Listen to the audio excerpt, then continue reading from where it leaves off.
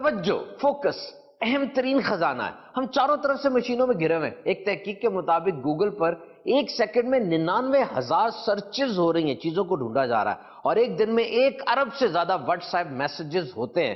تو چاروں طرف یہ وہ جن ہیں جو خون تو نہیں چوستے، توجہ چوستے ہیں. اور ایڈورٹیزمنٹ، اشتہارات ہیں، ہر پروڈکٹ، ہر چیز ہمیں اپنی طرف کھینچتی نظر آ رہی ہے. یو ایس سی کی ایک تحقیق کے مطابق وہ سٹوڈنٹس جو پڑھتے وقت یا اپنے دوستوں کے ساتھ بات کرتے ہوئے بار بار موبائل فون کو دیکھتے ہیں، 2 سال کے بعد they are less creative and less imaginative. ان کے اندر کچھ نیا سوچنے کی صلاحیت بری طرح متاثر ہوتی ہے. تو ایسا لگتا ہے کہ ہماری توجہ کو بھی توجہ کی ضرورت ہے. اور یہ بکھری ہوئی سوچیں نفسیاتی امراض کی بڑی وجہ بھی ہیں. امیر اہل سنت کی بارگاہ میں یہ سوال عرض ہے، حضور آپ نے ہمیں مدنی مقصد عطا فرمایا، مجھے اپنی اور ساری دنیا کے لوگوں کی اصلاح کی کوشش کرنی ہے انشاءاللہ عز و جل. کوئی ایسا طریقہ ارشاد فرمائے ہم جہاں بھی ہو، گھر میں، سفر میں، موبائل پر، دفتر میں، دوستوں کے ساتھ، ہماری توجہ اور ہمارا فوکس اسی مدنی مقصد کی طرف رہے. موبائل فون یہ تو واقعی ہماری زندگی کا حصہ بن گیا. اب اس کا استعمال مائنس پلس. اب جیسے ابھی میں نے بھی استعمال کیا، حالانکہ آپ وہی کہہ رہے تھے کہ باتوں کے دوران نہیں کرنا چاہیے. اس طرح مجھے بار بار ضرورتاً دیکھنا پڑتا ہے کہ سوال آتا ہے. بعض اوقات مجھے روایت، حدیث، حکایت، ضرورت، واقعہ یہ ملتے ہیں. اس میں میری ایک ترکیب ہے. تب بھی جو اس کے سائنسی نقصانات ہیں جو ابھی بیان کیے گئے، ان کا چلو امکان تو رہتا ہے اس طرح کرنے سے. اب یہ کہ جو دین کے لیے کرے، اللہ کے لیے کرے اس طرح کے کام، تو اس کی برکت سے ہو سکتا ہے کہ وہ نقصان سے بچ جائے. یہ ایک الگ یعنی روحانی صورت، اور یہ بالکل فائنل ہے کہ اس کو کوئی چھوڑ نہیں سکتا. جیسے ہم اب میں خود نہیں چھوڑ سکتا. اچھا، میری ضرورتیں جو ہیں وہ آپ کو اندازہ ہو سکتا ہے کہ میری ضرورتیں کیا کیا ہو سکتی ہیں. میں نہ چاہتے ہوئے بھی اس کو چیک کرتا ہوں. مجھے ایمرجنسی دعاؤں کے بھی پیغام آتے ہیں، اور میں ڈرتا ہوں کہ میں چیک کروں گا تو پھر وہ یہ بھی دیکھ لوں ذرا وہ پیغام، اس کو سن لو گی یہ کیا کہہ رہے ہیں. تو اس میں آزمائش کا خطرہ ہوتا ہے.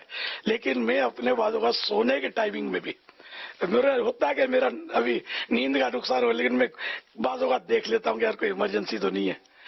جیسے آج بھی میں نے دیکھا تو تھی ایک ایمرجنسی اس میں کہ 83 سال کی بزرگ خاتون ہے اور ان کو یہ بیماری ہے اور سیریس کنڈیشن ہے فلاں کی ماں کہ دعا کر دو. میں نے فوراً دعا کا پیغام بھیج دیا. اچھا، اس طرح کبھی 2، کبھی 3، کبھی 5، کبھی 6، کبھی 4 یہ میرے ایمرجنسی پیغام بھی نکلتے رہتے ہیں. اس طرح یہ ایمرجنسی.